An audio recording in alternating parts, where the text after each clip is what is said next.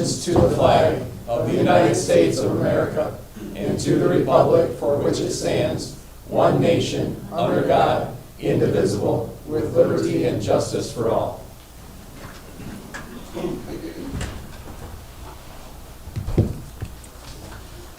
Okay, welcome everyone. Commissioner Wiki, would you lead us in prayer? Sure. And bow our heads. Lord, we thank you for tonight. Thank you for all those who are in attendance and those who are joining us online. And God, I just also just pray that you would be with us today, that you would lead us and guide us, give us wisdom. God, I just pray that you would help us to make the best decisions for the city. And I just pray also that you would give everyone in this city a good Christmas, however that needs to happen and however that looks. And I pray that you would help each of us to be a generous people to help make that happen. Pray this in Jesus' name. Amen. Amen. Roll call, Mr. Ken Rhodes. Commissioner Burr. Here. Commissioner Boring. Here. Commissioner Wiki. Here. Commissioner Smith. Here. Commissioner Harrington. Here. Commissioner Abs. Here. Commissioner Miller. Vice Mayor Mullins. Mayor Perez. Here. Commissioner Miller will be running a few minutes late. Okay. All right, next on the agenda, we have a presentation tonight, our quarterly financials. Ms. Sadie Griffith. Good evening. Presented were September results. They are preliminary, pending some audit adjustments, just so you know. For the fourth quarter, we had total deposits of about 30 million, 13 of which were from taxes. The rest were collected from utility payments or other sources of revenue. Total disbursements for the quarter were 15 million, which included about 2.6 million for payroll, and there were 7 pays during that period.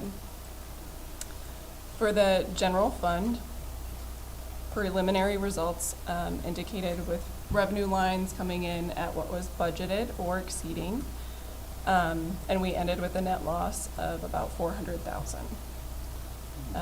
Tax revenue was 3.3 million compared to 3.2 last year, and the utility pilot was 1.9 million versus 1.8 in the prior year. Grant revenue is about 700,000 behind budget, and that is due to the outstanding reimbursement for the parking lot project. We're still waiting on receipt of that. Total expenditures were 94.3% of what was budgeted for the year, and most functional areas were at 100% of budget. Capital outlay in the general fund included the downtown parking lot project that was carried forward from last year and the weather siren. Major and local street expenditures were below budget at 51%, really due to the deferment of resurfacing projects to the fall. This allowed for more lead service lines to be completed during the year. For the airport fund, it ended with a net loss of just shy of 140,000. Primarily due to the capital outlay expenditures for the lighting and the taxi lane rehab. Insurance funds for the lighting were recorded in prior fiscal year. So expenditures were in this fiscal year, revenue was in prior fiscal year. But fuel sales were above budget and flat with prior year. On the Local Development and Financing Authority Fund, they ended the year with a positive net income of 128,000. It had a decrease in TIF tax capture due to the recent tax tribunal ruling for Heartland, so that was refunded for a couple of years there. Still anticipate sufficient resources to satisfy internal loan payments at this time.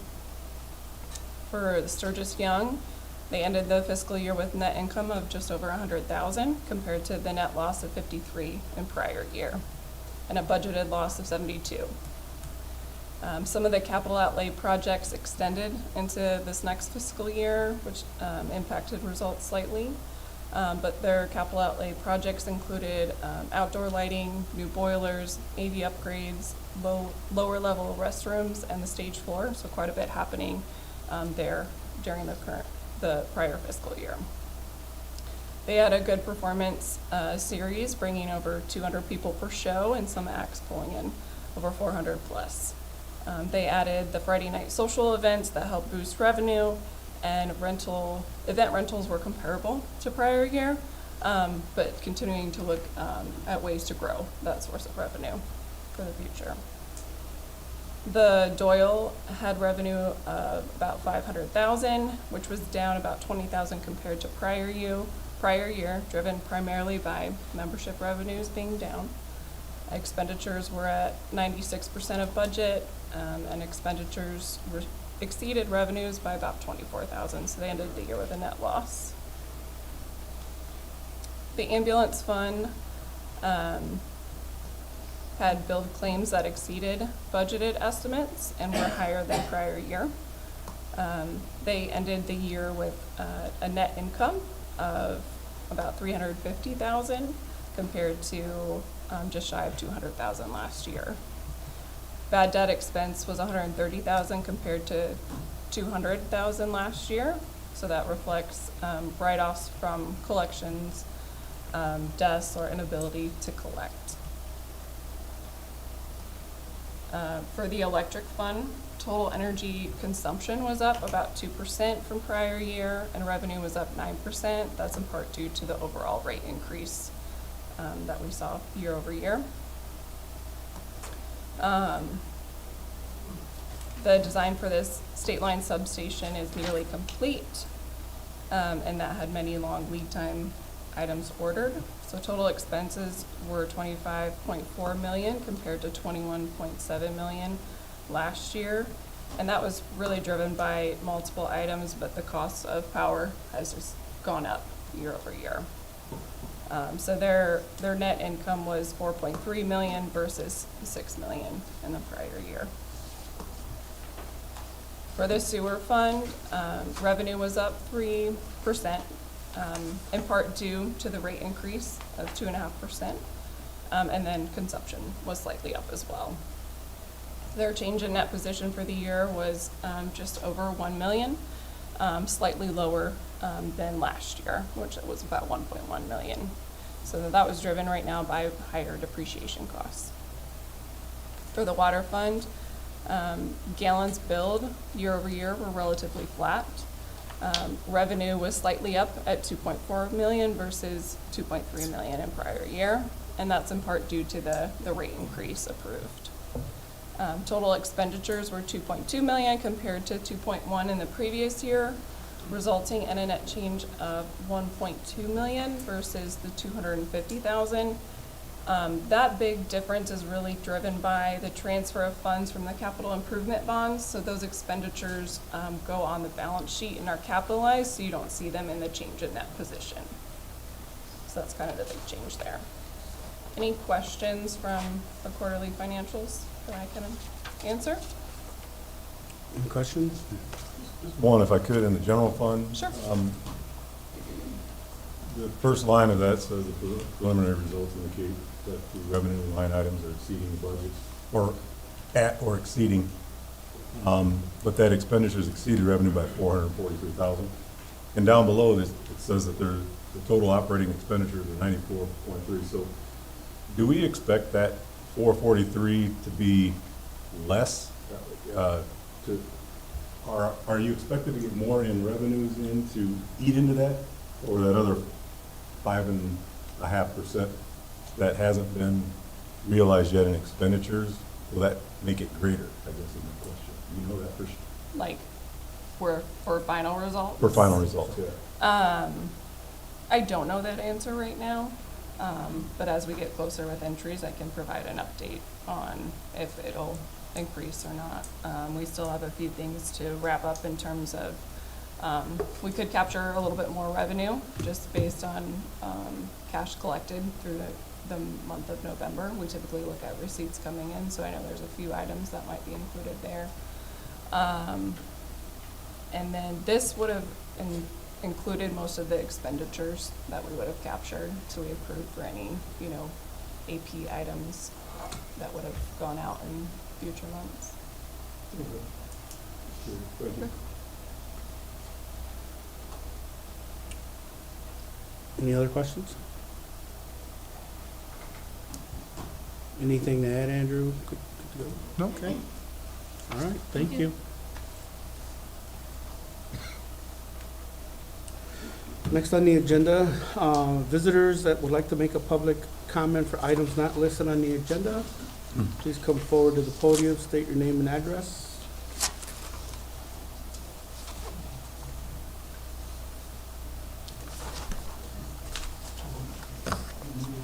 Come on up.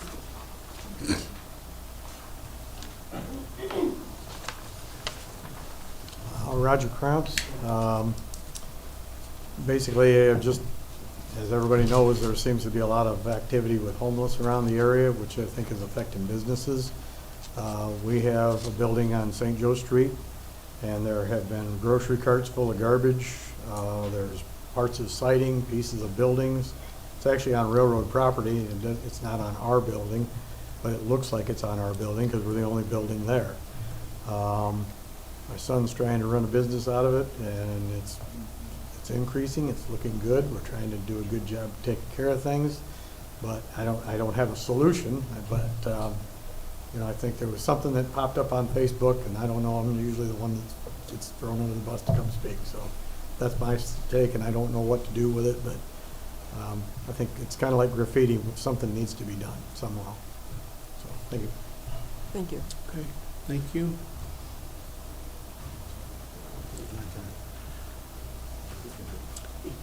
Anyone else?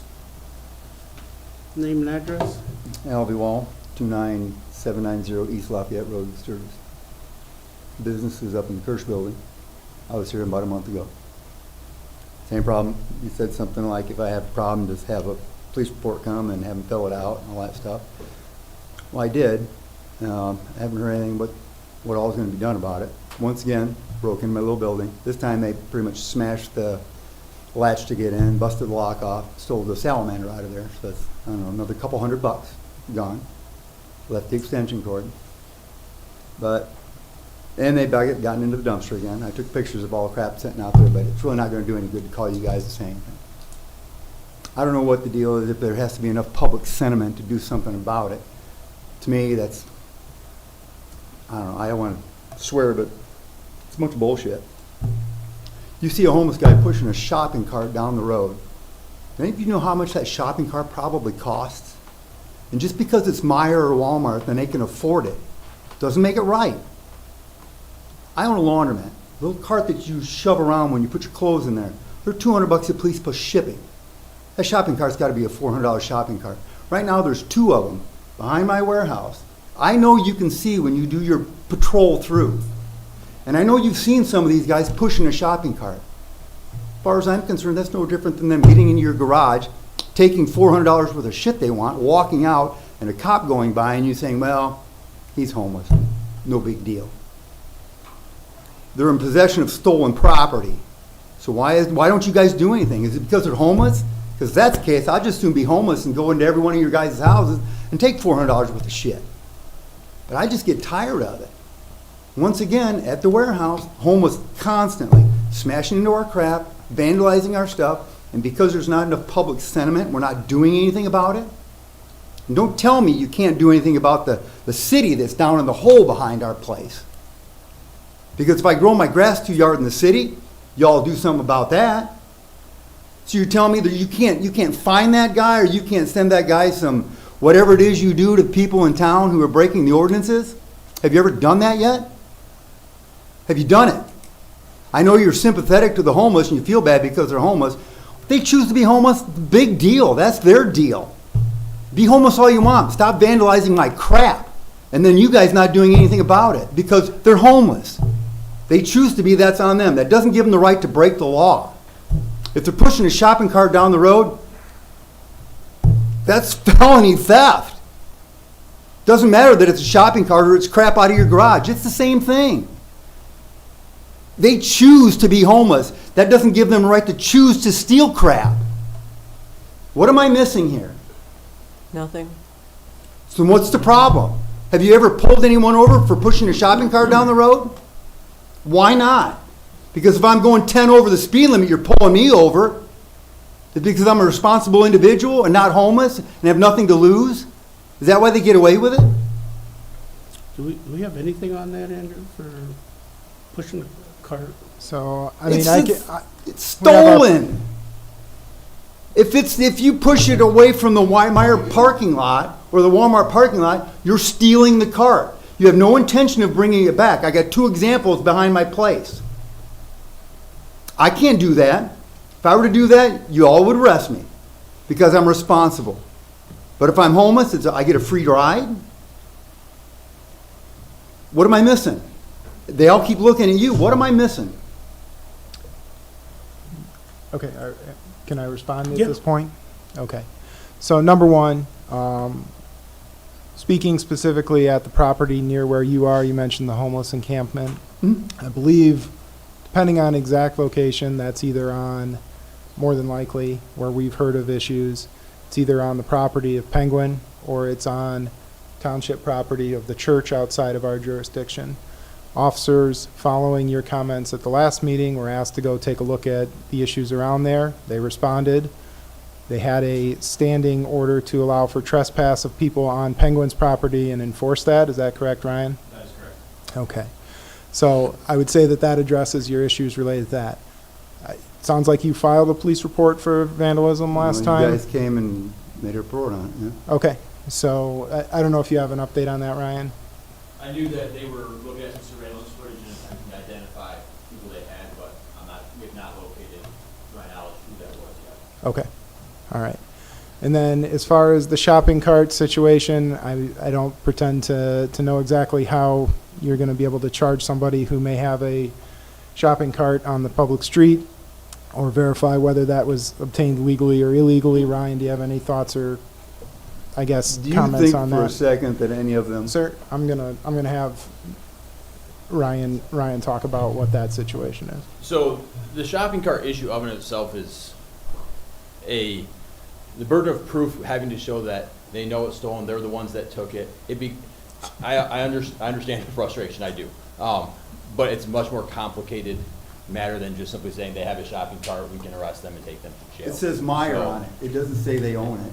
I understand that. So, as far as the homeless as a whole, whenever we get complaints, whether it be trespassing issues, theft issues, we address them, such as the Penguin out there and on the township property, working with the sheriff's department to help address the issues that come along with some of those things, whether it be theft, whether it be littering, malicious destruction of property. We're constantly working that and making improvements in areas to help eliminate some areas where they may be able to congregate out of sight. As far as theft at your property goes, like I said, we're addressing that to the best of our abilities. And in terms of shopping carts, we've taken multiple ones back. Again, when it comes to the idea of being able to charge, it's not it's not as simple as just simply being able to charge for that. Why so, not? Like I said, whether it's the burden of proof of showing that they know it's stolen. Now, the burden of proof of saying, hey, it How says about being in Meyer on possession of it. stolen property?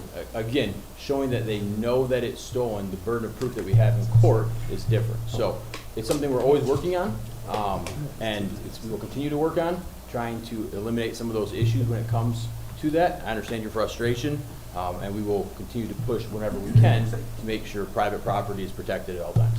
Thanks, So as long Ryan. as I don't pretend to know it's stolen, I'm good. That's what you just said. That is a burden of proof that we have to show that you knew it was stolen and when you were in No, possession. I'll of just it. say I didn't know it was stolen. Okay. Okay. And so I'm good, so you can't arrest me for that. That's a level of burden of proof that we're required to show. It's just retarded. I understand your frustration. I don't know if you really do. The other thing is, So, why sir, I'm up your here, I might as well ask you 2 another couple minutes are questions. up. I realize my 2 minutes are up, but for the past 7 years, every year, my building floods out. I mean, this just goes to the point that I think when it comes to the city, if they don't do anything about it, there's no recourse at all. You guys don't feel like responsible for holding your end of the bargain up. Every year for the last 7 years, my building is flooded out once, if not twice, every year when the big heavy rains come. I've got supposedly a pit over there that's a catch basin for the overrun water.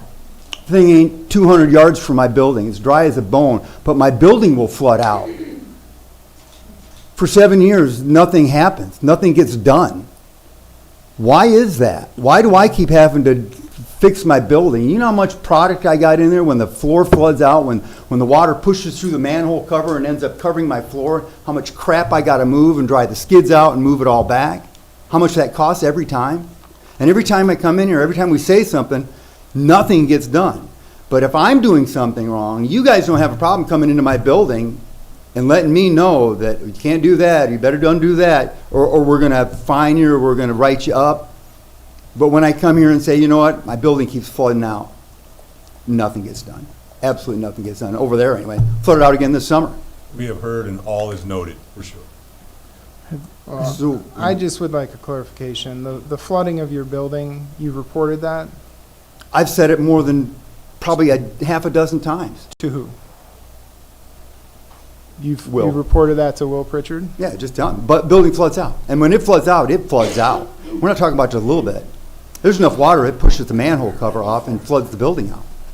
It takes 6, 8 hours sometimes to move all the product and push the water back into the manhole after the water stops coming out. Does it every year. Did it again last year. And your building is connected The to the Kirsch building. city's storm sewer system? It's Kirsch building. Yep. Okay. Is there Thank you. another topic you'd like to discuss? No, that's probably it for today. Okay. I just don't know what's going to get done about it. I'll probably deal with the homeless for the rest of the year because I guess we just don't do anything. I don't know what the answer is, but the answer's got to be more than what happens here. Noted. Is there anyone else that'd like to make a public comment? We have to move on. Step forward to the podium, state your name and address. Good evening. My name is Megan Rodriguez, 900B West Chicago Street, Sturgis. I'm the owner, along with my husband, of Creative Gymnastics Center in town. I want to be very clear that I understand the homelessness is a difficult and complex issue, and I do have compassion for the individuals involved.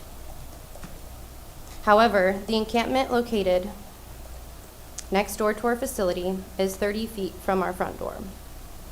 It has a significant and ongoing impact on our business and the families that we serve. We work with children regularly. Since the encampment has been established, we have had to call the police frequently for issues including trespassing, individuals jumping our fence, and parking in our parking lot being used for drop-offs. Items left outside our building have been stolen, and on multiple occasions, smoke from fires at the encampment has entered our facility while children were present. These are not hypothetical concerns. They are documented, repeated incidents that affect safety, health, and perception and safety for our families. Parents have expressed hesitation and discomfort bringing their children to classes, and that directly affects enrollment, attendance, and our ability to operate. I have reached out to the city and was told the encampment is outside city limits, which is why I'm here tonight to this community. We want to be a part of a solution that is humane, but we also need to protect our children, our staff, and our livelihood. Thank you. Thank you. So I guess just one clarifying question. The encampment that you're speaking of is located outside of the city? Yes. Okay, okay. And as far as your response and to your other issues from Sturgis City Police, I just want to make sure that's been adequate. They've been able to respond to you as necessary for issues? Yes. Okay, all right. So, good. So that property behind them, that's in the township? Correct. Okay. Is there any other person that'd like to make a public comment on items not listed on the agenda? Okay. Thank you for those comments. Moving on with the agenda is the approval of the agenda. So moved. So we have a motion Second. and support. All in favor? Aye. Opposed? So moved. Next on the agenda is the approval of the consent agenda. So moved. So we have a motion Second. and support. All in favor? Aye. Opposed? So moved. Next on the agenda is unfinished business, and we have none tonight. We'll move in straight into new business. Our first item is the recycling contract. Mr. Andrew Cook. Thank you, Mr. Mayor, City Commissioners. As mentioned in the manager's report, we held a second reading of and approved a recycling ordinance for the city on November 12th. That ordinance became effective December 4th. Commission had provided direction to city staff to pursue a 3-year contract for recycling services with Borden Waste Away Service based on the bid they submitted in July of this year. Included in your packet was a draft contract with Borden for recycling services. As I mentioned in the packet, there were a few areas that needed to be amended. We did talk with Borden. We don't have a final written contract, but we did talk with Borden and cleared up those issues or concerns. The first was language in there that talked about an exclusive franchise agreement with the city. Per city charter, we're not allowed to grant exclusive franchises. They understood that and were fine with that change. Second, the number of residential units that were included needed to be slightly amended based on the changes the commission made in terms of the properties that were going to be qualified under the program. They also understood that limitation and will be updating that. I believe, Ken, that changes the number to what? Well, it's 3204 now, but we're also contacting all the larger landlord units, and so hopefully we'll have that number, and then we'll put that, and again, it's just an initial number, but we'll have that right. It's 3204 for just single family, and then, or 3 and less, and then, but it'll be a little bit higher when we get word from all the landlords. So we're actively pursuing getting those numbers as well. The other change that I wanted to note that they had brought forward with us in the initial draft was that the floor increase from year to year on the recycling contract was adjusted from 3% in the July bid to 3.5%. In talking with them today, they are changing that back to 3% for the final contract. So it will be left at 3%. That's the floor or the consumer price index, whichever is greater. So as you know, consumer price index 2.5% to 3% on an average year. We may get a few years like we have in the past where that spikes a little bit more.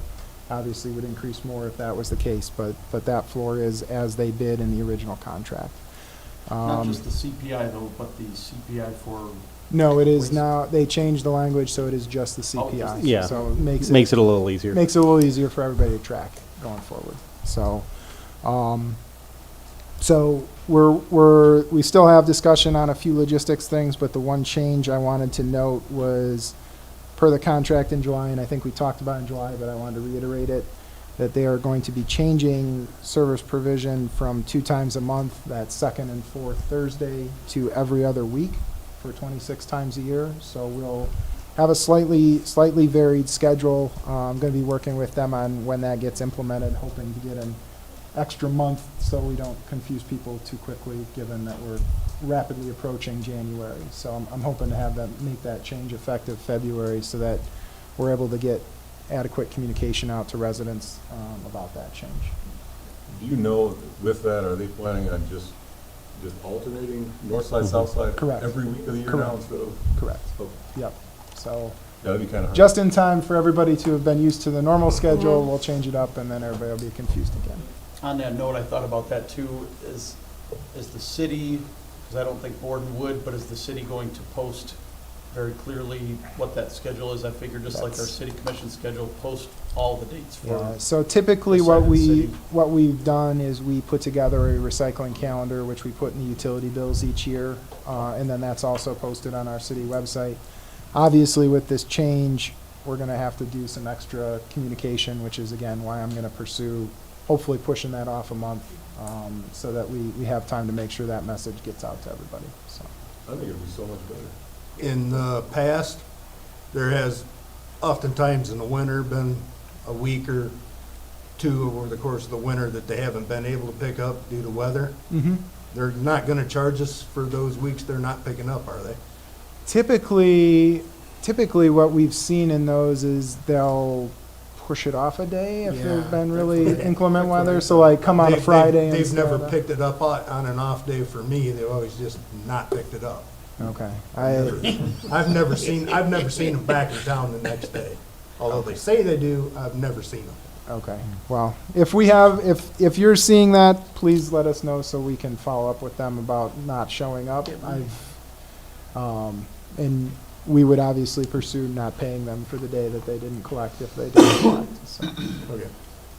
This schedule will be a lot easier to follow for everyone, I think, because, I mean, on those weeks where it starts on a Thursday or whatever, and it screws you up for not the second or fourth week on the south side, it's much easier to know that it's every other week is gonna happen, so. I think it'll once be a hard everybody gets adjustment for used to it, everybody at all. yeah, once everybody gets used to it, it'll be easier to follow for sure. Well, except for this week, I always liked it the way it was, because I come here on one Wednesday and I take the recycle out the other one. Well, that's the thing, I always did it based on these meetings as well, second and fourth, but Same. some weeks it's not that way. Same. Yeah. I get home after the meeting, I know I gotta take the recycling out for the next day, so. Again, I think we're going to try to get them to just push it a week, which would mean January has a fifth Thursday. So this every other week may not start. We'll publicize it either way, but Yes. it may not start until February. So It'll be easier once it's done. exactly. When in doubt, put your recycling out. You get a little more exercise hauling back in till the next week. That works too. No, most people leave it out till the next week. That works too. So I guess just last note, for the motion, look to approve, the franchise agreement with Board and Waste Away for 3 years as amended. I think we've discovered all the points that would change at this point, and then just authorize signature for the contract. Okay, no further questions for Andrew? Mr. Mayor, I move that the Sturgis City Commission approve the franchise agreement as amended with Board and Waste Away for 3 years of recycling services as presented. Second. Can we hold that here? Well, I Any get to public make- comment? I get to make a second. Okay, any public Let's have comment? somebody for making a second. I mean, Yeah. If there's public Is there comments? any comment? any get comments to discuss all from the public on the recycle? Okay, so we have a motion and a second. All in favor? Aye. Opposed? Nay. Aye. So moved.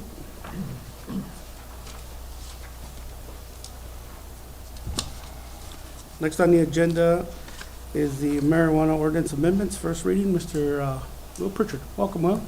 Thank you, Commissioners. So this is first reading for marijuana amendment for 3892, which is medical marijuana facilities, and 3893, which are the adult use marijuana establishments. So if I say permit or license, I'm referring to both, so you don't get confused. Permits are referencing medical marijuana, licenses are referencing the adult use. So currently in the ordinance, we don't allow a current marijuana facility to relocate to a different facility. It prohibits that. So if we have an existing location that already has a permit and they want to buy another piece of land and move it to, they're unable to. So what we did was we created a definition for relocation, which would allow an existing marijuana facility to relocate to another permittable location which meets buffer requirements, and then they can relocate to that location. So that's what we're presenting tonight, is the ability to allow an existing facility to relocate their facility. Because the city has to have a competitive process, because we limit the number of licenses, we added the 1-year requirement that if a facility is open, they have to be in that establishment for 1 year before they can either transfer their license or relocate their license. So we're looking at just making sure that somebody doesn't just purchase a building, get a license, and then immediately sell it to somebody or want to transfer it to somebody because they were able to gain a license here in the city. So trying to protect the interest of the groups that went through the competitive process, as well as make sure the city's interest is protected. So I created a definition, like I said, for relocation, and then again added the section that about assigning or transferring a license to another person. This is only at the same facility, so if I have a license currently and I want to sell it to Frank, Frank could come over, Frank could obtain my assets only after I've been open for a year. So I have to be there for a year, and then it gives you the opportunity to come in and take over. If I want to relocate from my facility, I have to be open in that location for a year, which means I've had by city licensing and CRA licensing, BFS licensing has all been taken care of for 1 year, and at that point, they could look at relocating their license to, again, it's got to be an approved location, but it could potentially be relocated. Those locations are subject to a special land use approval, which would be vetted by the Planning Commission. They're going to have to update all of their application documents. And then, as part of this, there would be a fee associated with it, which currently we have a transfer fee of $2,500, so there would be a relocation fee of $2,500 as well. So I'm happy to answer any questions on this. You mentioned, since we have a limited number in the city, that's only in the commercial areas. So it's unlimited in manufacturing. If someone were to move out of the commercial district into manufacturing somewhere, that spot would still be available for someone within the commercial district, yes? That, We would now have two there, the vacant would be able to be refilled after no, that? the vacant would not, because there's not an existing license there. No, if somebody were to want to locate to our commercial district. Yeah, Somebody else right, it would moved open, out. Now, it could open up a license. It would open up a license? Correct. We wouldn't not allow it. Right, based we on just our have a ordinance, limited right? license number in the BH1 zoning district. Okay, so- that cap would always be at 3 then? Correct. Whether somebody moves out of there or not? Correct. And somebody could? Yeah, if somebody went from BH1 to the manufacturing, it would open up a license type in the BH1 zoning district. Therefore, it would kick open a window which would allow applicants to submit and go through the competitive process. Okay, same process, but we would not eliminate, we could not lower the number for any reason based on the ordinance? Not the way it's written. Okay. I got a question for you, Will, on the scenario that you gave. You own it, you've been there a year, I come in and I buy it from you. I gotta stay there a year before I can move it, or I can move it because you've already been there a year? You would be the new establishment, so you would have to Be there a maintain year. there for Okay, 1 more year. gotcha. All right, And you would have to go through an application process for the license transfer. okay. So that's the difference between a transfer is what you and I just talked about. The relocation is I have an existing facility, I've been there a year, and now I want to relocate to somewhere else. Then I could relocate. Now, when does the transfer start? When the state approves it? When we offer an operational license. Okay. I think it makes perfect sense, I'm sorry, Yeah. that this happens because I'm surprised it wasn't in it originally, but it seems like this should have been in the original, I guess, but my question is this coming up because there's somebody that wanting to relocate right now? Yeah. Yes. We've had a couple of groups reach out to us. Okay. So there was enough reason for us to look into it and see what options are available. Makes sense. There's a lengthy process, not just with the city to do this, but, you know, just the state process to relocate a license isn't super prompt either. So, I know it's not the same, but what's the process for a business with a liquor license that would want to do the same kind of thing? I'm not sure. Is there? So you have to apply to the state to do that. You can move those around throughout the county. So the city of Sturgis has allocated so many liquor licenses. Once that's established, then someone could purchase that license and move it to another location within the county. It doesn't necessarily require local approval for a transfer. So this is more restrictive than a liquor license. Any other questions for Will? Mr. Mayor, I move that the Sturgis City Commission consider this the first reading of amendments to the City Code of Ordinance, Section 38.92, medical marijuana facilities, and Section 38.93, adult use marijuana establishments as presented. So we have a motion Second. and support. All in favor? Aye. Opposed? So moved. Thank you. Thank you, Will. Next on the agenda is the fire truck purchase approval. Director Bedanzik. Welcome. Thank you, Mr. Mayor. I'll try to keep it under 2 hours. We have about 200 pages to go through, so I'll try to keep it short.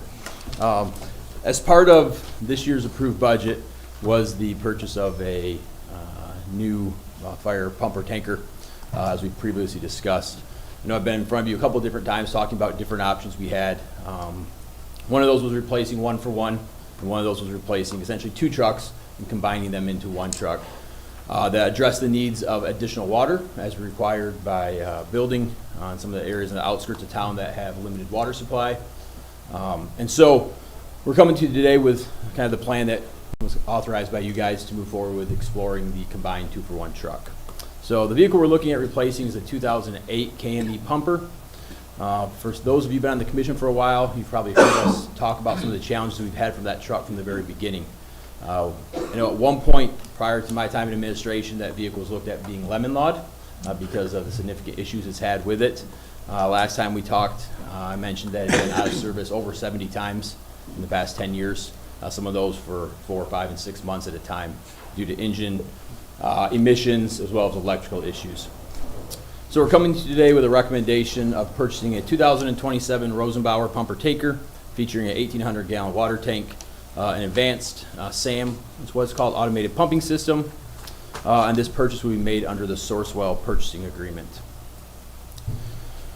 Some of the highlights for you in this, for those of you who are on the commission, when we purchased the ladder truck, we built this truck very similar. It's through the same manufacturer, Rosenbauer, and one of the ideas of building the chassis similar was to ease of operations for staff, as well as familiarity for both city mechanic, department mechanic, as well as our outside mechanic through EVP. The chassis contains a Cummins X15 diesel engine, Allison 4000 automatic transmission, a Hale water pump, hot dip galvanized frame, an extruded aluminum body. Talk real quick about the hot dip galvanized frame and the extruded aluminum body. When we originally purchased the ladder truck, it was one of the things that we were really impressed with the Rosenbauer was the hot dip galvanizing process and what that does both warranty wise and also structurally to the vehicle. Rosenbauer is the only one that offers the hot dip galvanizing. And what they do is they take the frame rails and completely dip them in a galvanizing tank, so that ensures that it gets into every crevice inside of that frame, preventing rust and corrosion, and allows them to offer a much higher warranty than any other manufacturer when it comes to that process. The extruded aluminum body, unlike a lot of, so if you think of a box truck of any kind, it's going to have the chassis with the cab, and then they build the body of the vehicle onto that. Many of those manufacturers normally bolt-on units that go onto them. The extruded aluminum body is a single extruded piece, all the rails are, so it provides much greater crash protection for our staff, as well as structural integrity to that vehicle. This truck we're proposing comes with an 1,800-gallon tank, providing 140% increase in water availability compared to the vehicle. One of the vehicles would be replacing, which is the KME at 750 gallons. We've talked about a little bit why that water is important, especially up near the airport in that commercial area up there, as well as down south. I'm going to spend a little bit of time kind of talking about the operations of some of the challenges that we have and also why we have made a real emphasis on this truck to have a lot of water. When we added the ambulance in 2022, we knew it was going to take a little bit toll on our manpower. We knew that having people assigned to ambulances and firefighting did create some operational challenges. And anytime you have a structure fire, obviously manpower is key to getting operations set up, getting getting a fire hydrant, obtaining that. Majority of our fires can be put out, residential structure fires can be put out with about 1,800 gallons of water. So it buys us a significant amount of time to get firefighting operations started before we have to get a hydrant. And so it really is a manpower multiplier for us, as well as addressing the concerns of water supply on the outlying areas of the city kind of at the same time. So that's kind of a real big key component of allowing us to take 2 fire trucks into 1. The SAM automated pumping system that's spec'd out in here is really a newer product. We've evaluated it for probably the last 2 or 3 years. We've looked at it at conferences. We've seen trucks that have it. And again, we're looking at a manpower multiplier. The SAM system does a lot of the pumping operations for us. It allows for us to preset pressures and hoses. It manipulates whether we hook up a hydrant, it will automatically start pulling from the hydrant as opposed to pulling from the tank. So it automates a lot of those processes, allowing us to free up manpower to actually fight fire instead of having to sit there at the pump or at the fire truck pumping the truck. It also allows us to double the warranty on the pump in the truck. That's something that comes from Hale, the manufacturer of the pump that would come in this vehicle. They come with a 5-year warranty. When we add the SAM system to it, it doubles it to a 10-year warranty. A lot of that is because it takes the user air out of it, and so a lot of the things that would typically damage a pump, dry on water, hard running, it eliminates all those issues because it does it for us. So there's a big advantage there as well. Some of the warranties that come with this vehicle, cab and paint are a 10-year warranty, structural 10 years, Allison transmission 5 years, Cummins engine 5 years. The hot dip galvanized frame offers a lifetime structural warranty and 20-year on corrosion. That both axles are 5 years. So as we looked at planning out this purchase, it's important to note that the Motor Vehicle Committee has set a 20-year replacement cycle historically for our fire trucks, and this purchase would be in line with that 20-year cycle as approved by the Motor Vehicle Committee and been used on other fire apparatuses. As we kind of transition, we talk about how we're moving from 2 trucks to 1. It also comes with a little bit of a shift in how we're going to set up our trucks. As we worked with Rosenbauer and EVP on building and speccing out this truck, historically we've had 2 engines. We've had our primary engine, which goes out first on fires, and then our reserve engine, which comes when needed but also serves as the primary when that first truck is out, whether for maintenance, you name it. Typically those trucks have been set up the same, all the same equipment, both have rescue extrication equipment on it. As we built this truck, we really built this with a purpose-driven approach, allowing us to save some money in areas because we don't need some of the things that would typically be on a rescue truck, whether that be generators, inverters, those type of things. Our plan is to make this our primary first out truck on all structure fires, move all of our extrication and rescue equipment to what would be the current 711, which is 2015, I believe, Pierce, that would go into the reserve role as a fire truck, but would become our primary rescue truck, allowing each to have kind of a purpose-driven approach and allow us to save some money as we build this out. In this budget year, the budgeted cost for this truck was $1.25 million. As you can see in your packet, the pricing of this came in over that at $1,383,903. I think it's important to note that as we priced out and came out with our budgeted number of $1.25 million, that was really based on estimates from manufacturers at that time about 12 months ago as we started getting this. As with everything in the world these days, prices are going up pretty quickly. One of the reasons that we're bringing this to you the last meeting of this year is if we don't sign a contract prior to January 1st, we're going to incur a 4% increase for next year to start out. And so as we spec this out, the 1.25 was an estimate. When it came back, it was obviously higher than that. A couple of the reasons for that, aside from the general price increases, when the original spec came back from Rosenbauer and EVP Plus,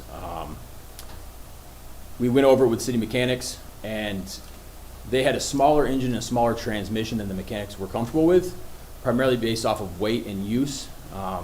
This had the same engine and transmission that's in our ladder truck, and from their perspective, with the amount of weight that we're carrying on this truck, they thought it was important to have the bigger engine and the bigger transmission to ensure reliability throughout the 20-year life cycle with it. So that drove up the price, as well as the SAM system that I talked about. The pumping system adds about $37,000 to it. Again, we get the extended warranty with that SAM system. Some of the other features of it, I think they're important to note. One of the things that we've historically struggled with in our trucks is the hard water in the city. Creates issues with our valves and corrosion throughout the vehicle. The fully computerized SAM system will actually massage all of our valves every week to help eliminate some of that corrosion, make sure they don't get stuck in any position. It does have a manual override, so if on a fire scene something were to go sideways and that system were to crash, we can go in and actually manually override those electronic computer control pumps with a little wheel. So there is a fail-safe built in, but again, we've had great discussion about it, talked to a lot of people, and we believe it's really beneficial for us in a lot of ways, manpower and equipment maintenance wise. gonna stop there and ask you guys questions. I'm sure you have plenty, and so, let it rip. Any questions for Director Bonazza? Yes, I got some.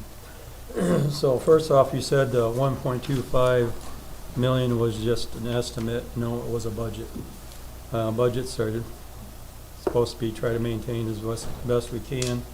On your description on the purchase order, you've got the full 1,383,903, and that's for the pumper, complete with the chassis. And you've also included that also includes the SAM system. Yes. But the SAM system is only $37,000. So with the $133,903 over what was budgeted, that leaves $96,211 unaccounted for. Yep, so, like I said, when we got the budget number, that was based off of an estimate at that time, when we provided them, hey, this is what we're looking for. We're looking for a rear-mounted tank, or a pumper that can carry about 1,800 to 2,000 gallons. They said it's gonna cost you roughly 1.25. They would not give us a specific price at that point. They have weeks into building these specs, and so they're not gonna spec out a full truck just to give us an estimate on price. And so that was their best estimate at the time. Obviously, this came over that. Again, that SAM covers that 37,000. The increased cost of the Allison upgraded transmission and the Cummins X15 engine equate for about $60,000 to $65,000. So there's a majority of that right there in that number. But again, as we look at that 1.25 was an estimate based at that time. Yes, I understand it's a budget. So we put in, we thought that was gonna be a good number, but with a lot of things, the numbers just keep increasing, and we pared down, we took inverters and generators, took those out of the equation, looked at ways to save money, but outside of starting to cut into operational efficiencies, this is the best that we could come up with as we worked with them on a truck that we were comfortable with. Yeah.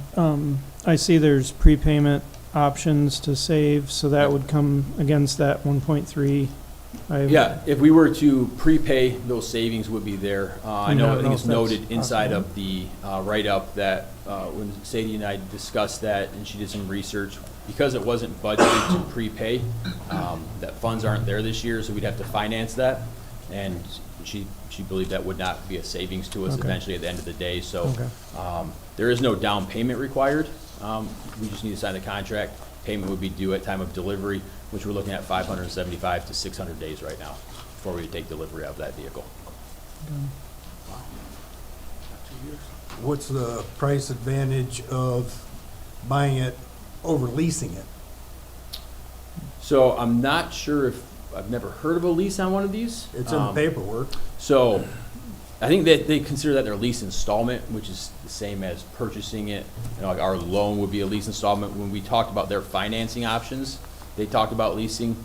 A straight out lease, I'm unsure of, something we could look into if that was the will of the commission, but I've not heard of a straight up lease of a fire truck. So it's lease installment purchases is what the verbiage is. So that was when they asked me about financing options, that's what they discussed. Hi, Ryan, how you doing? Good, you, sir? Good, good. The SAM system, that was going to be my major questions, and to Commissioner Burr's point about over budget. I normally wouldn't ask too many questions other than it's over budget by $134,000. Yes. Understanding the SAM is only $37,000, you accounted for a couple of other things, but are there other things equated to the SAM system itself? Because in the documentation you gave us, there's system requirements that the truck needs for that particular system. And I'm wondering how much the upgrades were for those requirements that might be over and above what a normal truck pump system would be. So that 37 number, that includes all those changes. So since it's being built that way? Because it's built that way. And so when we talked about an option that did not include the SAM system in it, it was the 37,000 was that total number. A lot of the features are the same. Talked about some different electronic valves in places that you could potentially put manual valves, but the total cost difference is that $37,000 if we were to go with an option that didn't include SAM. And there were options as well, the wireless tablet and other things, a smart nozzle, these kind of things. are all of those things included as well in this system? No, we did not add the smart nozzle into the system. It's something we would look at, but again, as we build this out, the big feature for us was the automation of the pumping and what that benefit is to staffing and manpower, as well as maintenance and operational efficiencies. So we had lengthy discussions on this, and it took a while for them to convince me of bringing it in this spec. But the more we talked to people, the more I got to see it. We went down to a conference down in Indianapolis last year where we got to look at multiple trucks with it. We got to operate it.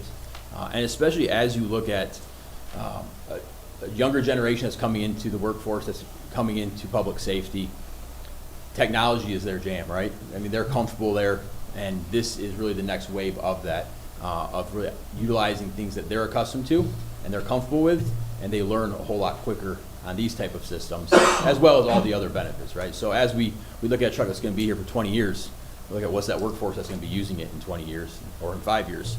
And so technology is just going to be increasingly integrated into those vehicles. And this is what I'm really excited about. I think it's going to be highly beneficial to our staff and to the community.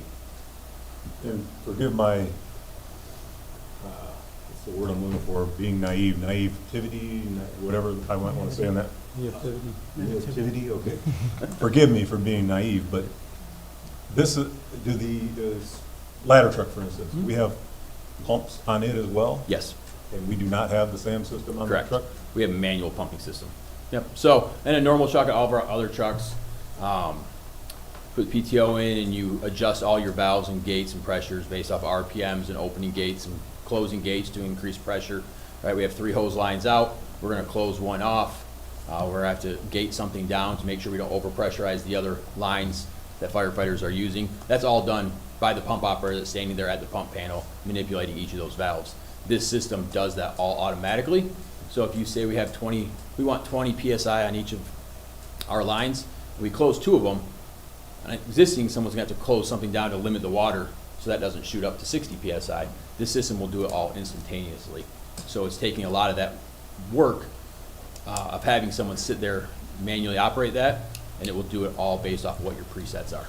So will there be, at a future meeting, we would love the SAM system if this was the case, coming back to trying to get that on other vehicles as well? No, the ability to, I'm not going to say they can never put it onto an existing truck. I don't even want to know the cost of trying to retrofit a truck with this system. Yeah, they said you can. It'd take a few weeks, but you can. Yeah, I don't want to know the cost of what that would be because there's a lot of changes into it. But no, again, as we build, this is going to be our primary, it's our first out, it's going to be our primary truck for firefighting operations. Obviously a different use than our ladder truck, right? Apples and oranges, but this will be our primary truck for fire operations, and we think this is where that is most valuable at. Well, I love the fact that we like to give our city employees, not just in public safety, but all departments, the best within reason.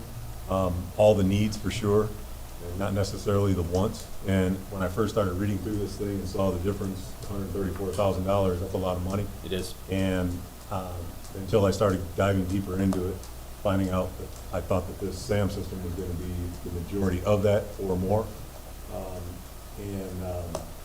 I was against it because of the fact that I didn't think we've had the system before, and I had a lot of questions about other fire departments of our size and around us who has this. And I understand what they said in there about fatigue and operator errors and things like this being eliminated and stuff like that, which is nice and cool, but the budget means something to me too. Absolutely. As much as it does Commissioner Burr. But you come in here and answered the questions well, and had the answers that I was going to ask based on what Commissioner Burr asked as well, so I appreciate that. Thank you. Absolutely, thank you.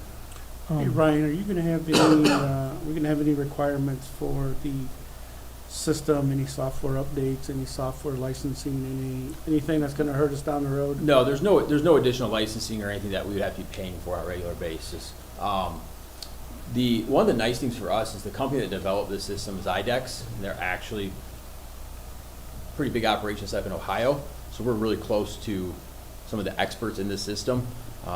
EVP, who we're purchasing this through, who does is our offsite mechanic that comes down here and works on our trucks. They're gonna be sending their staff as well to some training on this. A lot of it, again, because it's a computer system, can be troubleshot.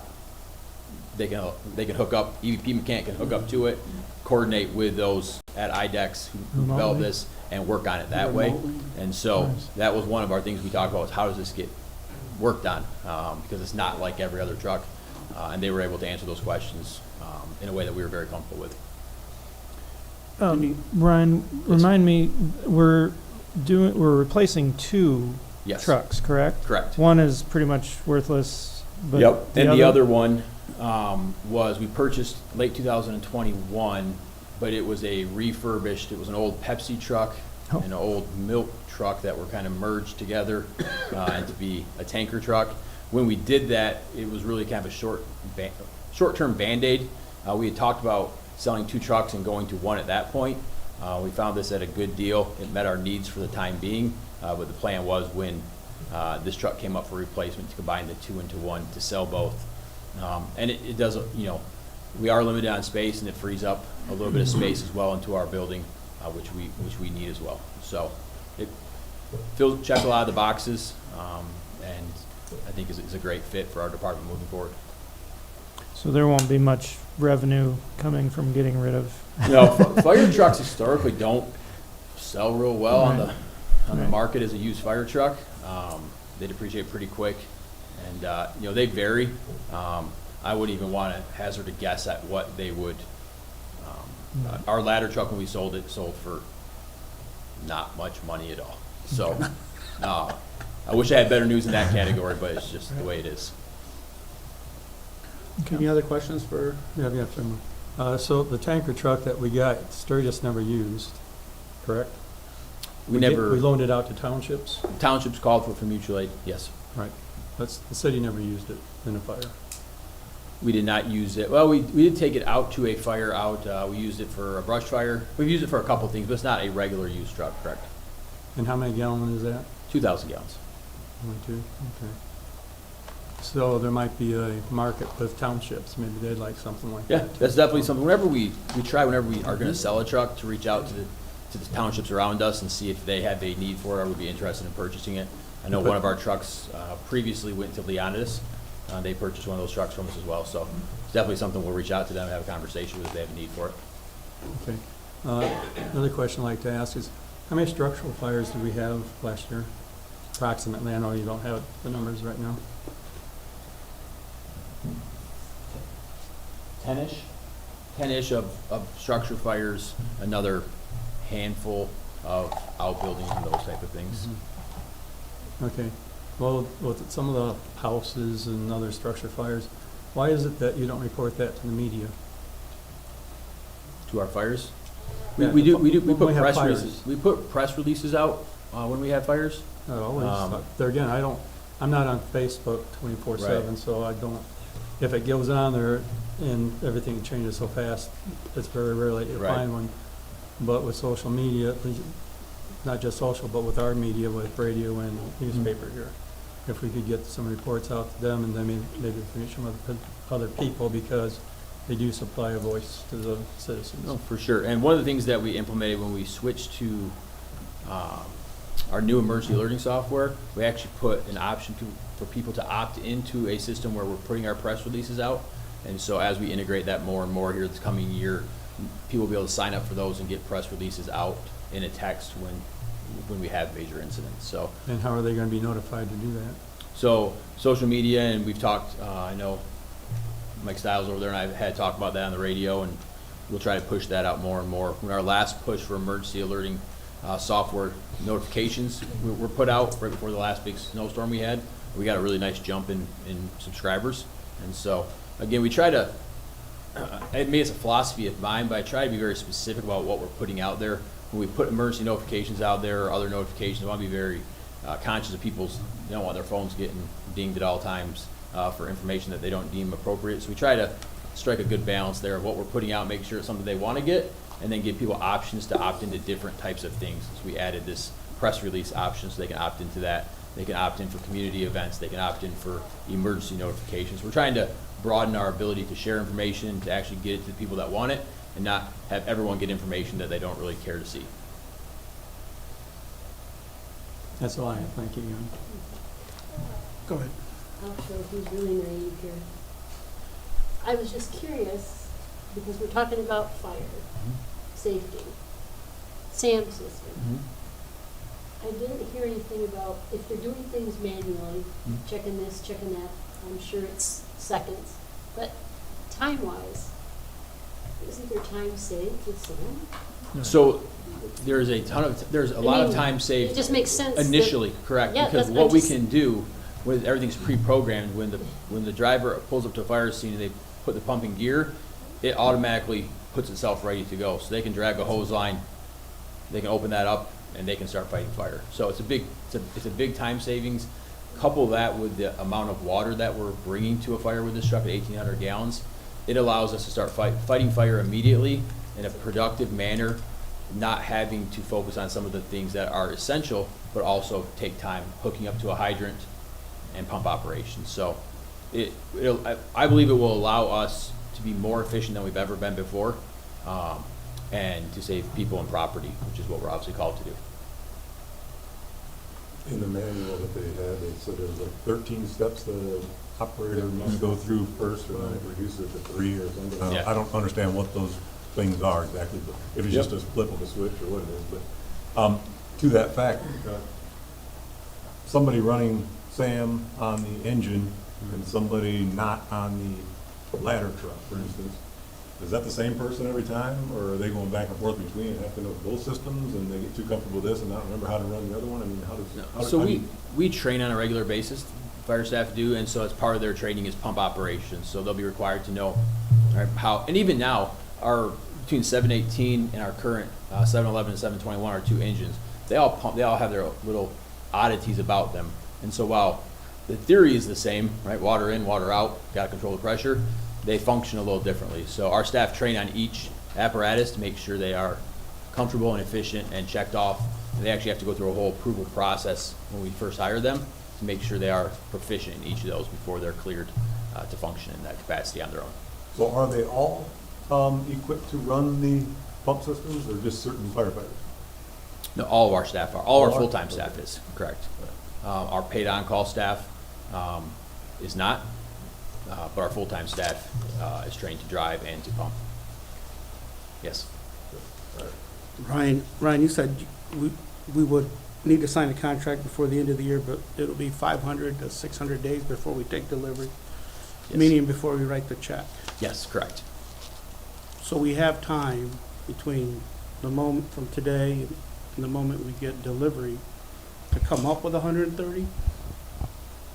So that would be, a city I mean- question, it would be part of our lease financing, I would. Yeah, To- so what to we come up typically with do, what we this- typically this would do overage. is we will have the ability, when we have the delivery date scheduled, we'll make sure in that budget year that we have the money accounted for in the budget of actually coming in and out of the Payment. funds.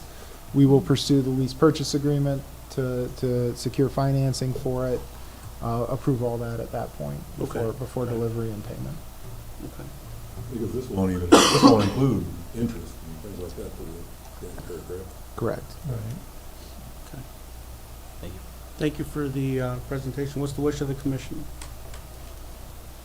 Mr. Mayor, I move that the Sturgis City Commission approve the purchase of a 2027 Rosenbauer pumper tanker with the SAM system from Emergency Vehicles Plus in the amount of $1,383,903 as presented. So we have a motion Second. and support. All in favor? Aye. Opposed? Aye. So moved. Thank you. Thank you. You got that, Ken? Okay. Next on the agenda is the Habitat for Humanity purchase agreement. Mr. Andrew Cook. Thank you, Mr. Mayor, City Commissioners. Including your packet was a draft real estate development and purchase agreement with Habitat for Humanity for 343 and 353 Jacob Street. As previously discussed with Commission, City would be selling these lots to Habitat for Humanity for a total price of $6,000. As per that purchase agreement, Habitat would build a single-family home on one of the two lots within 14 months and complete houses on both lots within 3 years of the sale. There are other terms in that purchase agreement relating to restrictive covenants and deeds related to the property that Habitat would be required to meet those standards, and things like seeding the yard with grass, landscaping, doing things of that nature. Happy to answer any questions you might have. Any questions for Andrew?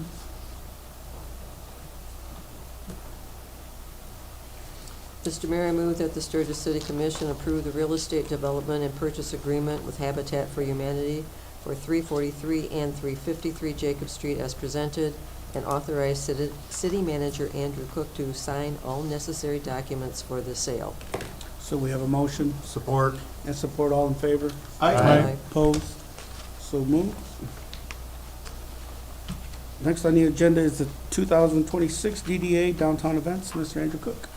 Thank you again, Mr. Mayor, City Commissioners. Including your packet was the DDA event request for 2026. I do like to bring this item on new business in case we have any residents or anybody who has discussions on the events that we're having or the closures that we're planning on doing.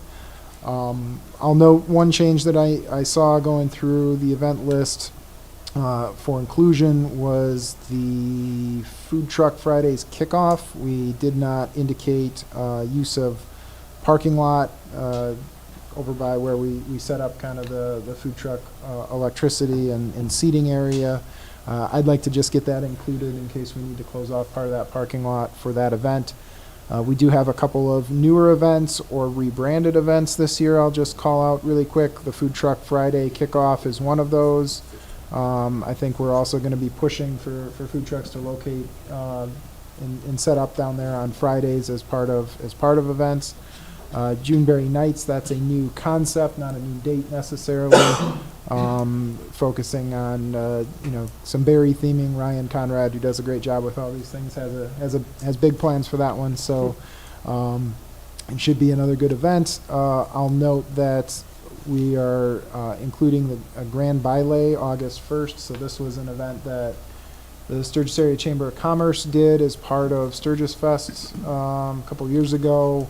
We're trying to pull that out, make it a DDA event. Chamber would be doing a liquor license there. That's in part a replacement for Barbecue Fest, which we are now combining with Bourbon, Bacon, and Blues, which we've traditionally held in the early part of the year in May. We're going to move that to September, more like where Barbecue Fest was, combine those into one event, so you'll see that's included there as well. Otherwise, everything is pretty straightforward in terms of other events that we do throughout the year. So hopefully we won't have too many changes to make for you throughout the year. We always seem to have a couple here and there, but for the most part, this should be the events and the requests associated. So happy to answer any questions. Any The questions for Andrew? Food Truck Friday, is the DDA talking with the auditorium as far as that goes? Like, if there's an event at the auditorium, that parking lot? We'd certainly be aware of that. I think for the most part, the concept would be not necessarily evenings so much when auditorium events would go on, but we would work to make sure that we're not having overlap on those things. So. Yep. Any other questions for Andrew?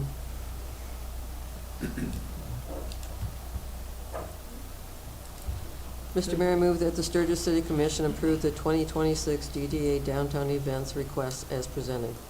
So the motion Second. and support. All in favor? Aye. Opposed?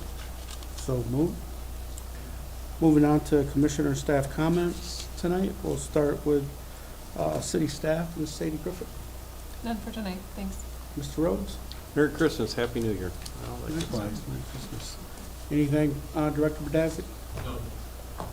What about a speech from the newly deputy director? Okay, Mr. Will Pritchard, do you have anything? Any other city staff member back there? Anything from the press? City attorney? Merry Christmas, Happy New Year. City manager? Yes, thank you, Mr. Mayor. Just a couple updates for commission. One, I wanted to update on William Street, the repairs undergoing there. We talked about that a little bit at the last meeting. We had a more significant issue, I think, than kind of originally looked at. We're gonna end up replacing about 45 feet of storm sewer pipe in that area. They've completed some repairs already. We're looking for some more pipe. They were able to get a temporary repair, basically make sure that we could handle anything that would be happening over the next several weeks, whether that's snow melt or rainstorms, through the storm sewer system, and get the road reopened, which they did. We'll be back there doing a little bit of work, kind of heading west to Clay Street on William to complete that work shortly after the first of the year. So, but the street is open, and we have gotten that as repaired as we possibly can. Second item I wanted to bring up, had a couple calls from commissioners, had several citizens kind of come in after that first heavy snowstorm of the year, asking about policy related to mailboxes that might have been damaged during the snowstorm. Looking at, old city policies, talking to city staff, including some previous city staff who used to work DPS, and then kind of cross-referencing what other communities in our area are doing and other road work jurisdictions. Policy is essentially that if city truck makes contact with the mailbox, physically destroys it, whether from our plow or otherwise, we will provide limited replacement on that. So we'll provide them a basic mailbox and a post, or a cash equivalent to repair if they would rather get their own mailbox in a different setup. If it is just purely us throwing snow onto the side of the road, and that snow is what damages the mailbox, there's not a reimbursement for that. So just so as if you're getting questions, that's the policy. And again, it is very consistent with other communities that I've talked to in the area, other road jurisdictions, including the state of Michigan and the county road commission. You have a possible question maybe, but do you have a ballpark on? I'm assuming the majority of our mail is boxes that are attached to the house. I know probably our newer house developments. Yeah, I think most newer house developments tend to be either at the house, or they have different standards. Even the post office is having different standards about where the mailbox may be located. We still have a good number that are going to be out by the road though in town for sure.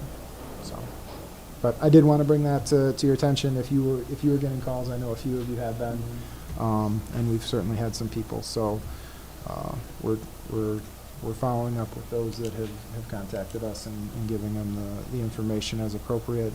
I also wanted to follow up on Commissioner Wicke in the letter that he had presented at the last meeting, the property on South Nottawa. Did follow up, had code enforcement head down there and kind of look at the property again, one, to make sure there was no things that we could immediately address or quickly address.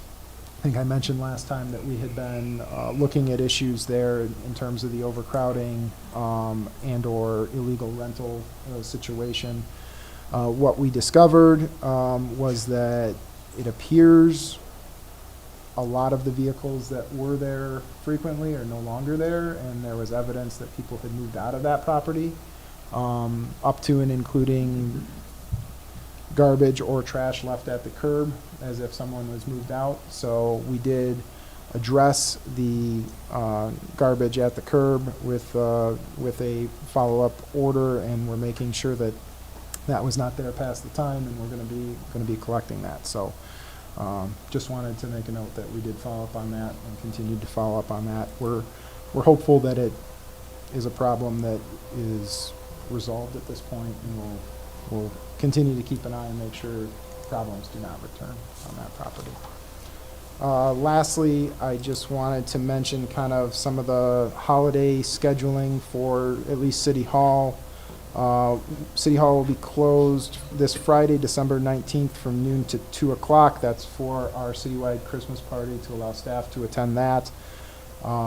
Will be closed to the public December 24th, 25th, and 26th, as well as January 1st and 2nd. Just a note for commission, the 24th and the 2nd are not holidays for city staff.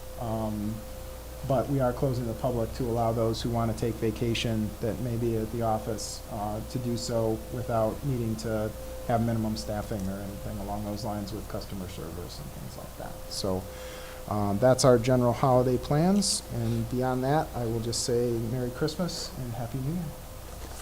Help with the Christmas cards, gift cards? I'm sorry? You need help with the gift cards? Oh, yeah, I mean, of course, on the Christmas party for city staff, I think I mentioned it before, commissioners are of course welcome to come. We've had commissioners in the past that have helped pass out the Christmas cards and gift cards. You're more than welcome to do that. Just let me know if no one's planning on coming. I guess I would like to know that so we can make sure we have staffing. But if there's, I think I've heard from enough of you that are planning on coming. 12 to 2? 12 to 2 is the whole time frame.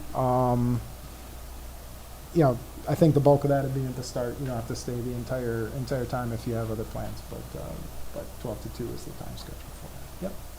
Okay, thank you. Yep. Commissioner Harrington? Other than Merry Christmas, Happy New Year, and a joyous holiday, whatever one you choose to celebrate, because there's several going on this time of year, including Hanukkah, Kwanzaa, and probably others I'm not familiar with. So hopefully you'll find some joy this season. Thank you. Commissioner Epps? Same here, and just everyone be safe if they're traveling, although it sounds like we need to be cautious maybe Friday. We will be traveling. We need to be traveling Friday. Just at Kalamazoo. Commissioner Bourne? Just happy holidays to everybody. I do the whole homeless thing. I mean, that has come up. I mean, I know unfortunately the city's hands are tied a lot of times because they seem to find pockets where it's outside of the city limits. But I don't know if I mean, I do feel your pain, and I don't know if there's something that we can maybe try to collaborate on. And I know, unfortunately, the police, you know, sometimes their hands are tied as well, as to what they can really do to them. And maybe it's a discussion that we can further look into, because maybe a it is- joint meeting with the township. Yeah, the different townships, I mean, because it is a problem. I mean, and you don't want to be mean, but it's, I don't know. And I understand as business owners, that's very, very frustrating, especially the vandalism. So I'd like to have, for us as commissioners, I think we should plan for a work session. I mean, I was gonna say that in my comments, but have a work session down the road. And for somebody from Keystone perhaps to be there to explain that. Yeah, I think I mentioned to you, Mr. Mayor, Yeah. you know, this has been quite a few years ago at this point, but we did have, you know, a fairly broad-based work session several years ago about homeless. This is when it was still, I would say, somewhat more emergent than it is today, with several of the resources that are available to the homeless population. Certainly could look at doing another version of that, trying to bring people in and kind of talk through some of the new challenges that we're seeing. I know Ryan's team does a very good job of trying to work with the county sheriff's office and jurisdictions when we do have situations where city property is butting up against township property. We have limited ability to affect change in some of those areas, but I know we do what we can to try and address things that we know to be problems and that we can affect some change on. So. Commissioner Wiki? Did you? Just on the homeless, I just actually last week was in Kalamazoo for the regional mental health. And Kalamazoo actually has received a lot of grant money. I think they're running it through the county, mental health is helping, but a big grant, writing some things for the homeless. They're doing it now. They've been doing it, I guess. I had not heard that before. It's actually through county government that they received the grant. Okay. Just mentioning that. Commissioner Wiki? This might be a two-part question, and it could involve Will and Ryan. I remember originally when we were talking through ordinances way back when for the marijuana businesses, there was an option for almost like a restaurant to where it'd be open smoking. Since I was gone and now back, has that ever came up again? Are there businesses that are operating with that? No. Okay, then my second part question is, Timber specifically, when I drive by that place, the odor is pretty atrocious.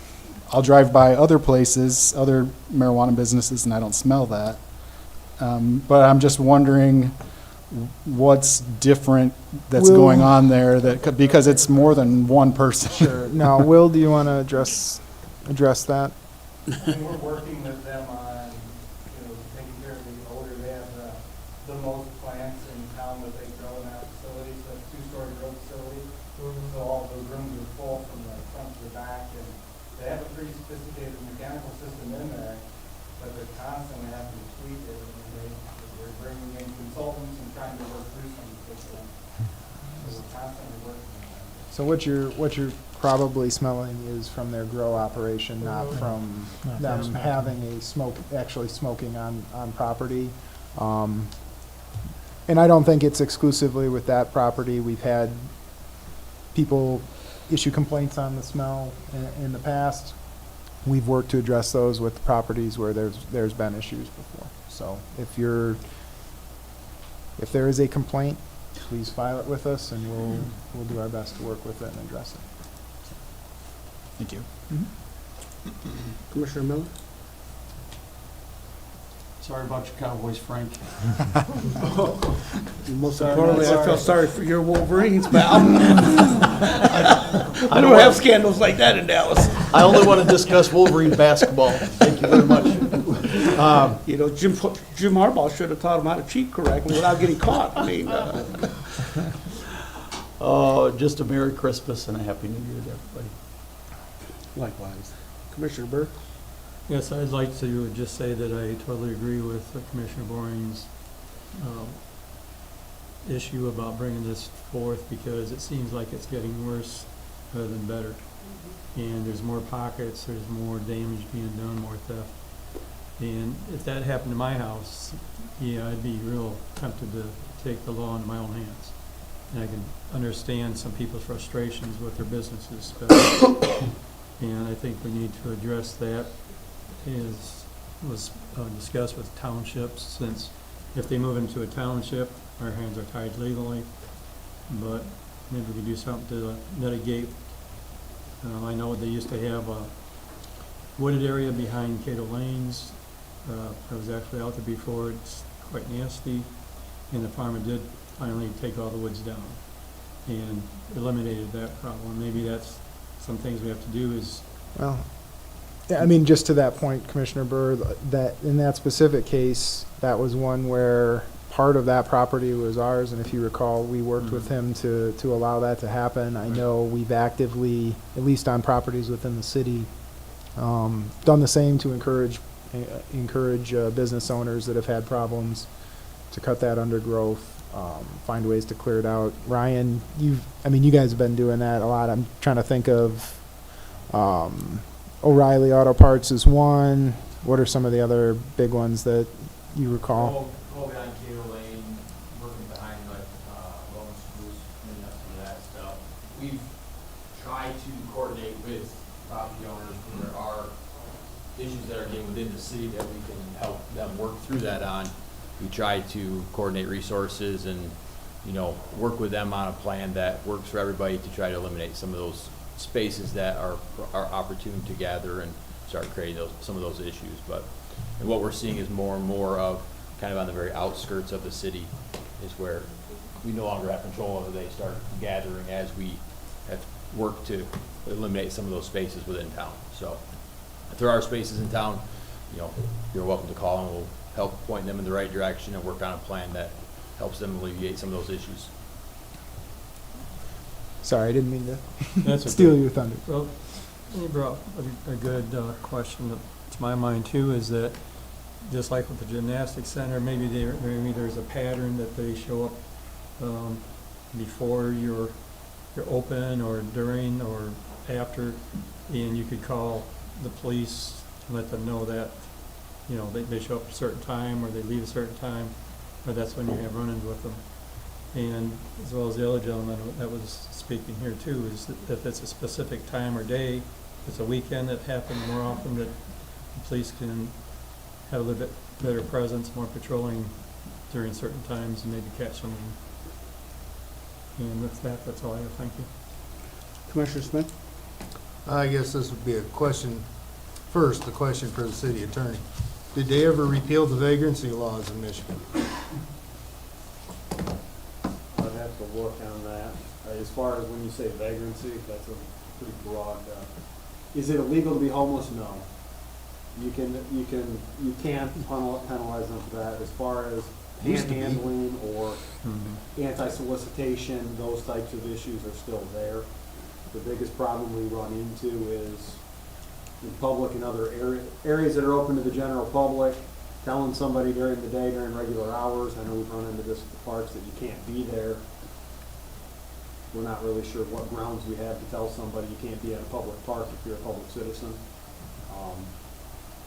I will say, since you asked the question, one of the restraints that are on the police department, and it's beyond their control, is the change in the law that happened about 4 or 5 years ago, where our legislature in their almighty wisdom decided that they're going to overhaul the criminal justice system and eliminate the ability for the law enforcement to effectuate arrests for certain misdemeanor offense, one of which would be trespassing and these other violations that in the past the police would be able to remove somebody from the property, take them to Centerville, set a bond, and kind of set that tone. Now they're forced to write a citation, and they write right on the citation, address homeless, and the court gets it, well, where do you send the notice?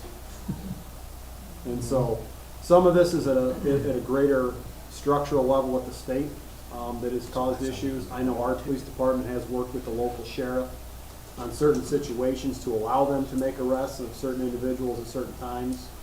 But ultimately, the jail a lot of times will not accept inmates for a trespass or that are incidental to the homeless issues, including retail frauds and other types of issues. So the police may show up, and they've learned pretty quickly that they're going to get a citation, go on their way, and then they're supposed to show up to Centerville at some point in the next 2 weeks. So that is one of the larger issues that I know we're dealing with, and it becomes frustrating from our end because the police department issues a lot of trespassing citations, a lot of disorderly citations for these individuals, and I have files that they probably issued this week. A year from now, I'll see the individual because we'll finally find them, and they'll finally get picked up somewhere on a failure to appear warrant that happened a year before. So, but as far as the vagrancy goes, a lot of those have been repealed and deemed unconstitutional, basically punishing somebody for being homeless. But it'd make it simpler. Worth asking. No, good question.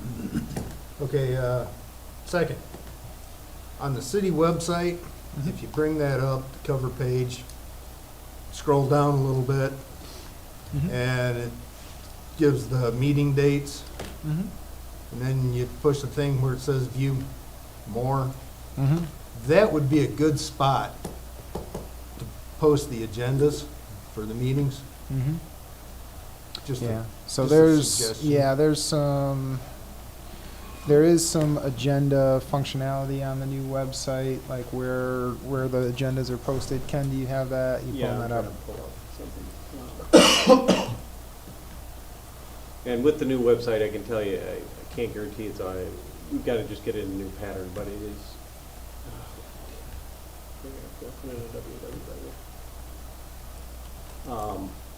But the whole packet ends up going there.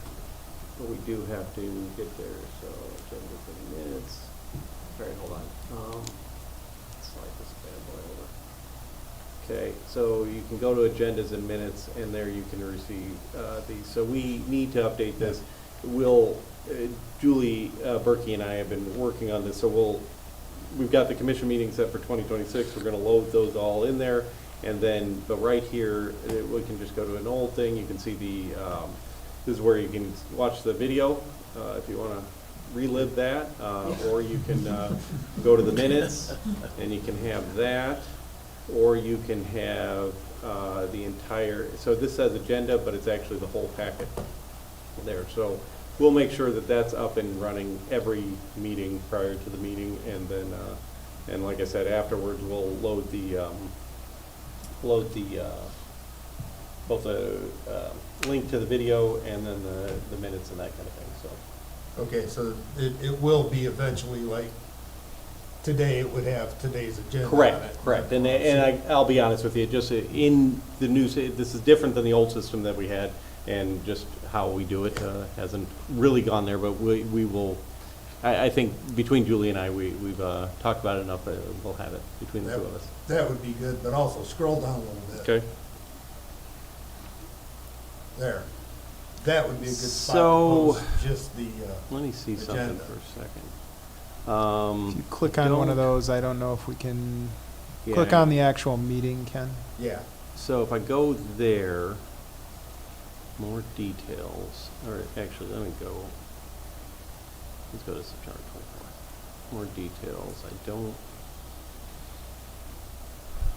all right, so I don't see, that's interesting.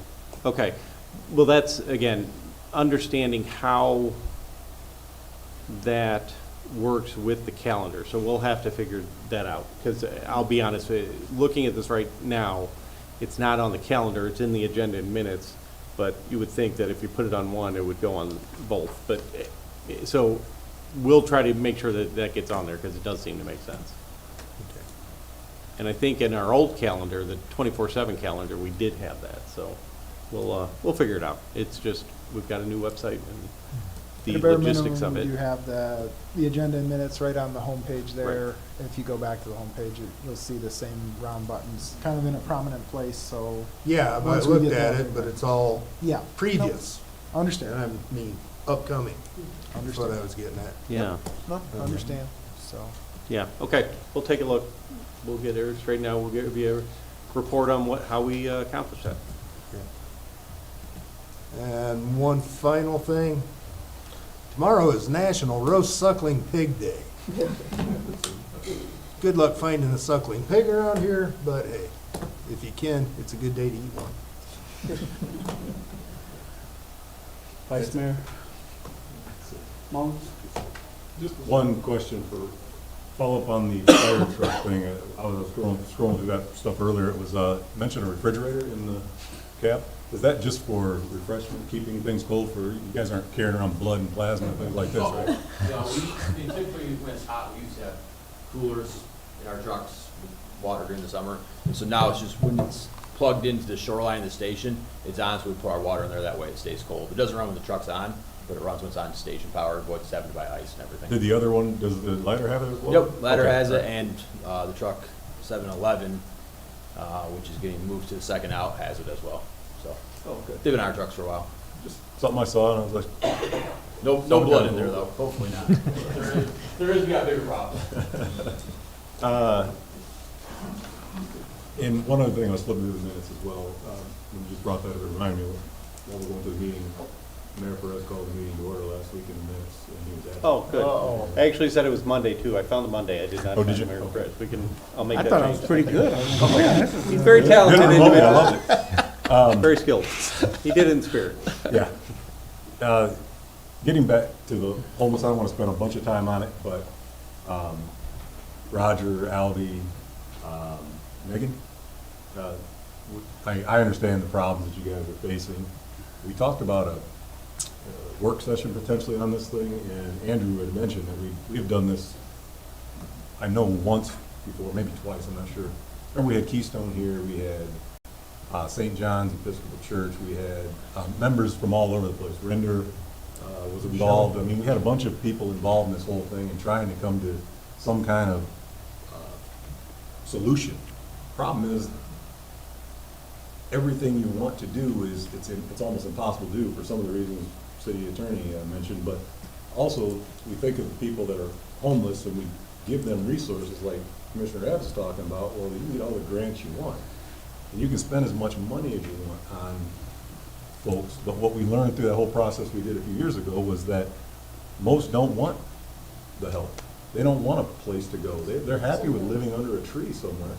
It doesn't give them a right to break the law. I'm just saying that mental health and substance abuse, those are the things that are driving most of this. It's not because people don't have a house. It's the reason why they don't have a house. It's because they've done things in their life that put them in a situation where it's harder to do, and then they get to a state where they just don't want it anymore. They're just happy with it, going into a church every once in a while, and grabbing a meal and grabbing a coat in the winter from somewhere and things like this. So I'm not against work sessions. I'm just saying that we've done it before and we can do it again, but it's not going to fix these guys' problems that are out here tonight. And I want to make that very clear. Our law enforcement is doing the best they can with what they can do according to the law.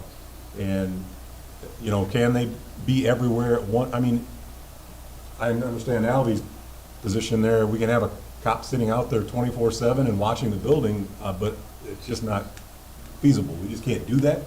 And people aren't going to do things when some law enforcement officer is sitting there, you know, anyway. So it's a hard thing where it feels like we're always chasing our tails, but I can say that we did have these conversations, deep conversations, a long time ago, or not too long ago. That's 4 or 5 years ago, I think it was. But it comes down to those issues of mental health and substance abuse that are just, how do you can lead a horse to water, but you can't make him drink, is what I'm trying to say. And I empathize with each of you, and I wish there was more that could be done immediately. Sometimes these things just take time, like City Attorney had mentioned. So I see Mr. Craven back there with his hand raised. Are you trying to flag me? Yeah, no, I'd like to speak on some of the homeless stuff too. Maybe this is a question for the city attorney too. As an independent contractor, I've come across several holes dug into our snow piles where residents are taking home in them as well. So on liability wise, where would that hole be accountable as a snow provider if somebody barrels in the water, snowstack, and adding more snow to it and somebody gets injured and hurt? How does that, what does that do for me and my company and the other establishments around our community? That I can't answer. There's a lot of factors that go into liability. You know, I'm no good insurance guy.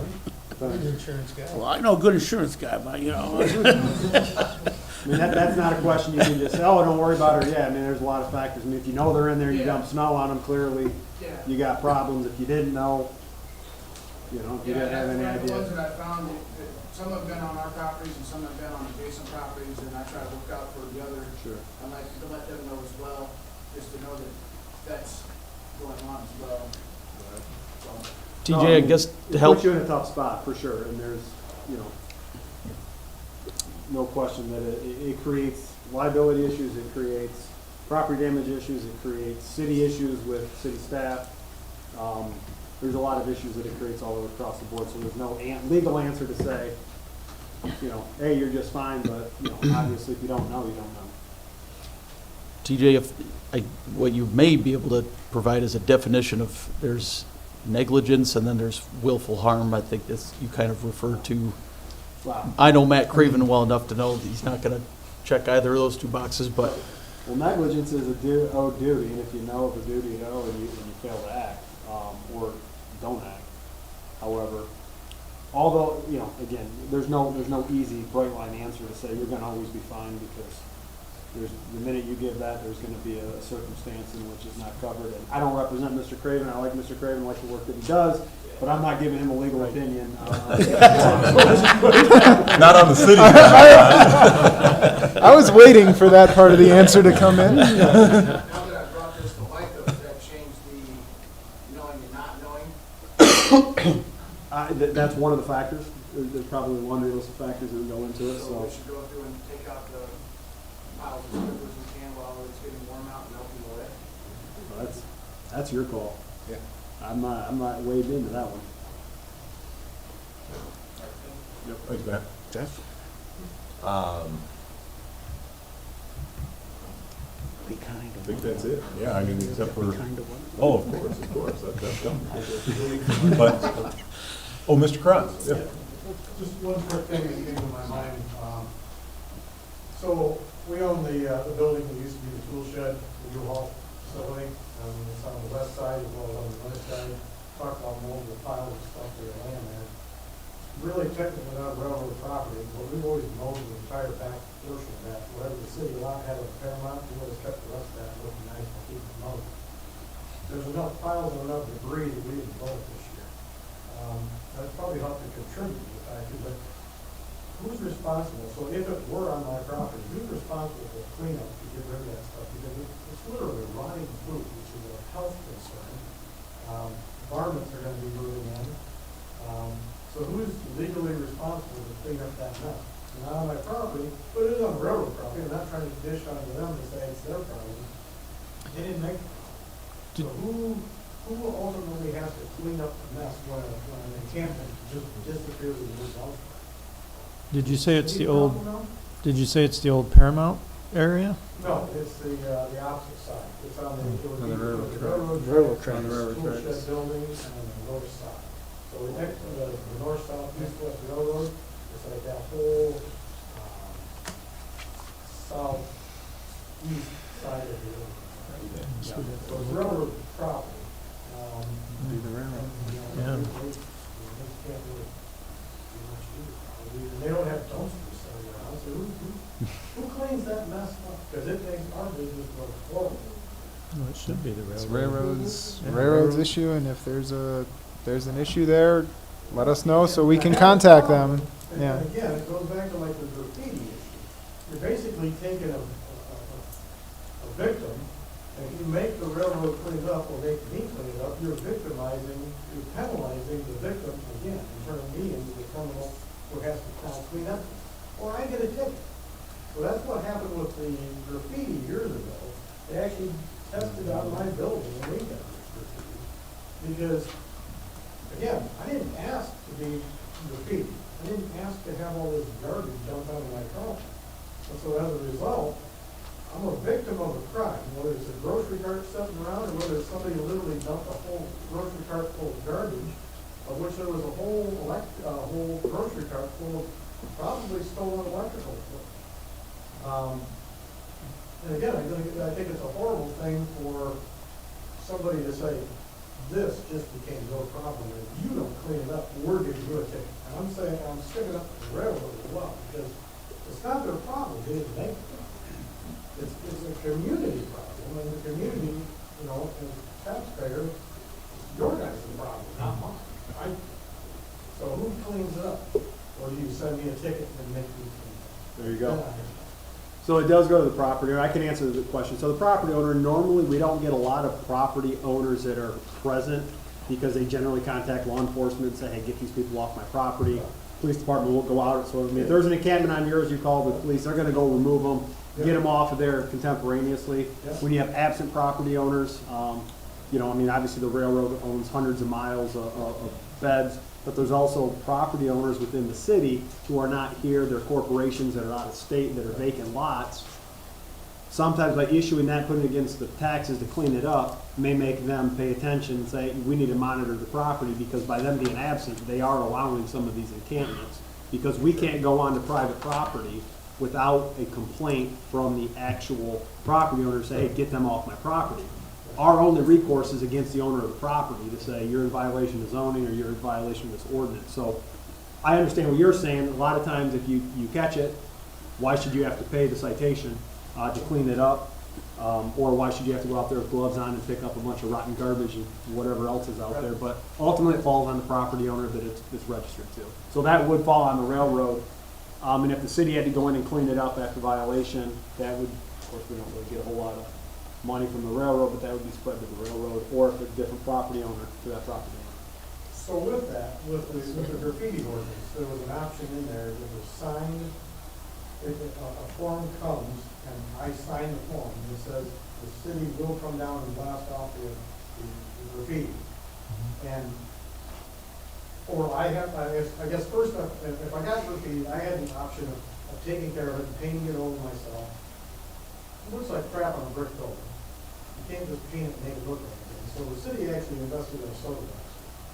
They test drove it on my building, which was good. I told them, feel free, do it, see if it works. What that does is when I sign that paperwork, it says, I want you to take care of it because I don't have the $70,000 soda glass to come do it. So they take care of the problem, only because I signed it. I don't have, I mean, I would literally be with, if I picked up my dumpster at the machine shop and brought it over here, there's enough garbage on that property right now. It may be on some of my property. I'd fill my dumpster completely full. Again, you've made the victim a victim again. You forced me into having to clean up that mess. I didn't make it. I didn't put the graffiti on the building. I didn't dump the garbage. This is a community problem. The community should have to be accountable as well to deal with. So I just think it's horrible if the end result is only to force the property owner to clear the mess that he didn't make. If you had two kids, and one kid made a mess in the room, and you forced the brother to go in and clean up the other kid's mess. You wouldn't. It's your mess, you couldn't. Can I add to that? I know of a couple business owners that have had used needles left around the businesses. And I guess my comment is for people who are cleaning things up, you need to be aware that that could be in there, and that could be a very big issue, so. And so with that, if I have to send my guys out there with a shovel, they're gonna spend probably most of the day cleaning up that whole facility. I'm paying their wages, or I'm doing it for free because I can't afford to pay myself to do it. The equipment, if you had, a bobcat, if you had a piece of equipment that could just grapple that whole thing, throw it into the dump truck and make it go away, it's a lot easier for you guys to own equipment than a business that has a lot. I have had never a problem mowing all of that property back there, so the railroad looked good, my business looked good, so it was varmints running around the buildings, stuff like that. It just made sense to make a much nicer looking community out of that area. But if I can't mow it, it doesn't look good. And it looks horrible. Feel free, there's a dirt road on the backside of that building, in between the railroad tracks, the old tool shed building. You drive right through there and you'll come over here behind where the old power line is. Feel free to drive through any time you want to. Because we have a home garden right now. Enough to fill a 5-yard dumpster. Wow. Thank you. Yeah, I'll just say this, the greatest beauty is found in how you treat people, so let's all be kind to one another and wish everybody here a very Merry Christmas and a blessed New Year. I feel the same way. I hope you guys have a good Merry Christmas and a Happy New Year. But I think the homeless problem is a we problem, and it's something that we need to look into it. If I was here 5 years ago and was here with the powers that be, with Keystone and other leaders, and 5 years later we're talking about this issue again, shame on me for not doing something about it. But I think we really need to have a work session. We need to call area leaders into a meeting, whether it be the township supervisors or our counterparts in Three Rivers, the county, United Way, the foundation. Let's get some people together and try to address this problem instead of saying, well, it's their problem. Some of them do want to live out there. I get it. I talk to some of them. I give them food. I give them my bottle cans in returns. And there's a couple guys that I asked directly, you really like it out here? And they tell me, yeah, this is how they choose to live. I said, and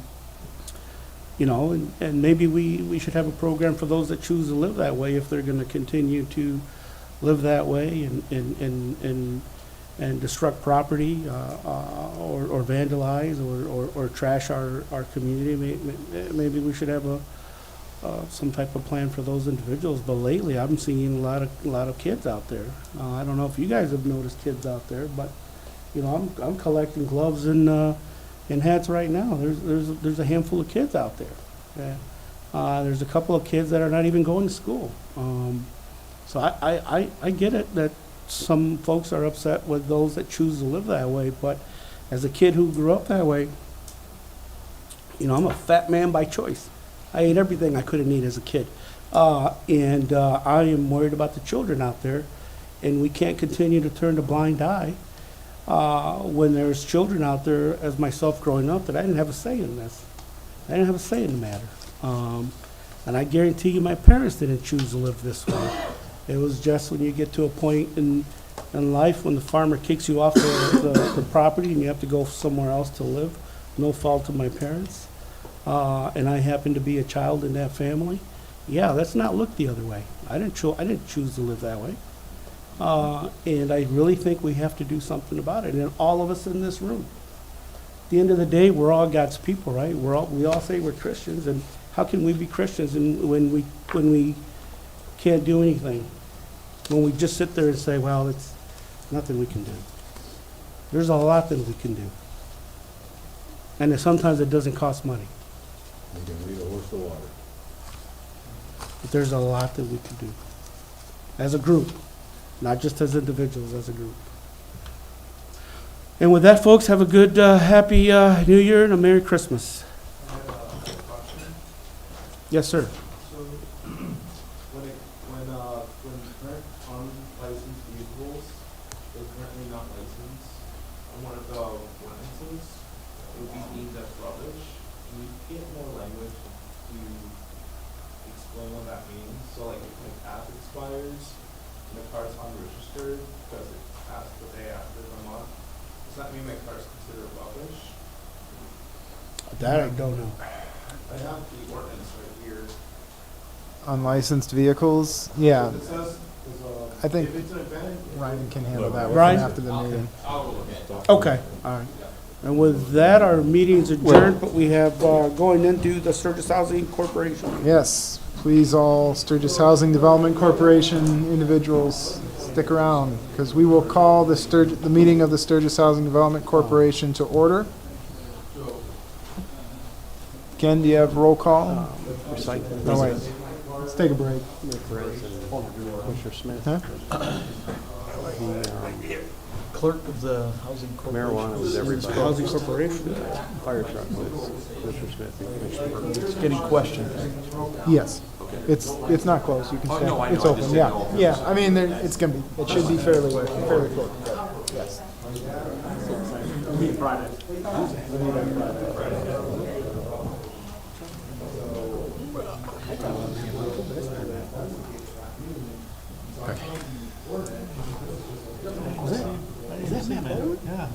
Okay. Okay, I was like, I didn't think it was. I didn't see him out there. I didn't think that was him. I told you.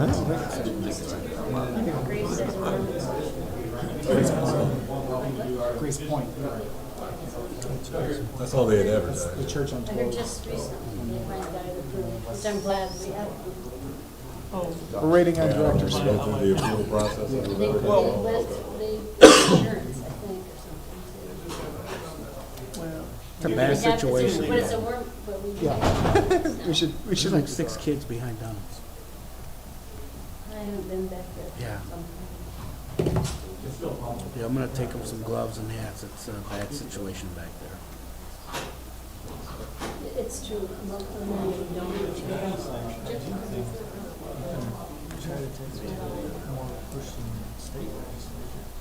Yeah.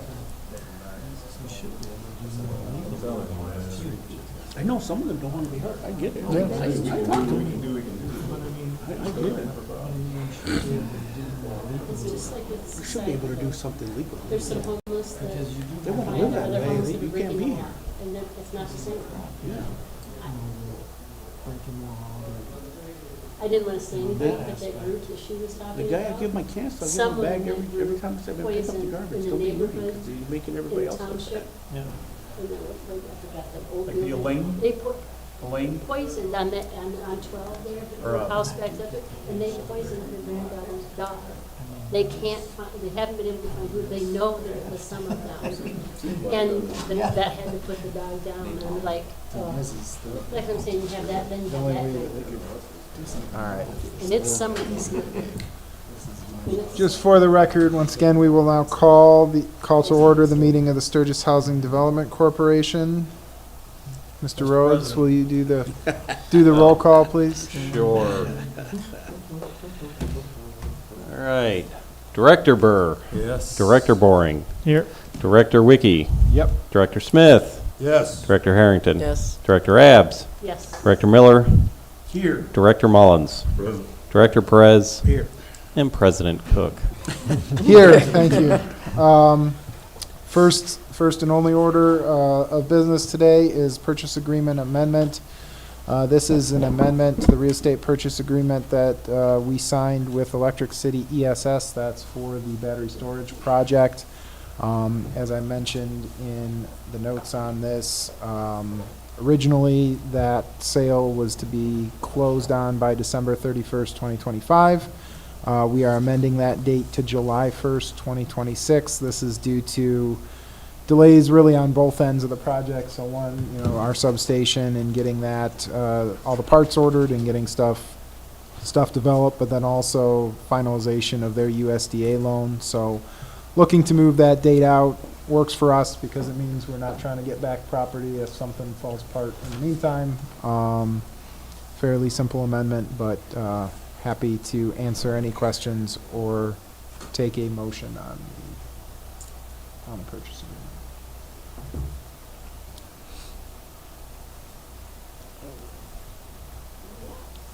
Who wants to make the motion? Mr. President, Presidente. I'd like to move that the Sturgis Housing Development Corporation directors approve the first amendment to the real estate purchase agreement with Electric City ESS LLC as presented and authorize El Presidente Andrew Cook to sign all necessary documents. Second. I have a motion, I have a second, all in favor? Aye. Aye. Opposed? Hearing none, motion carried. And I will adjourn the meeting of the Sturgis Housing Development Corporation. Thank you all. Merry Christmas and a Happy New Year. Merry Christmas, everyone. Guys. If anybody's That's traveling, forever safe on travels. YouTube, by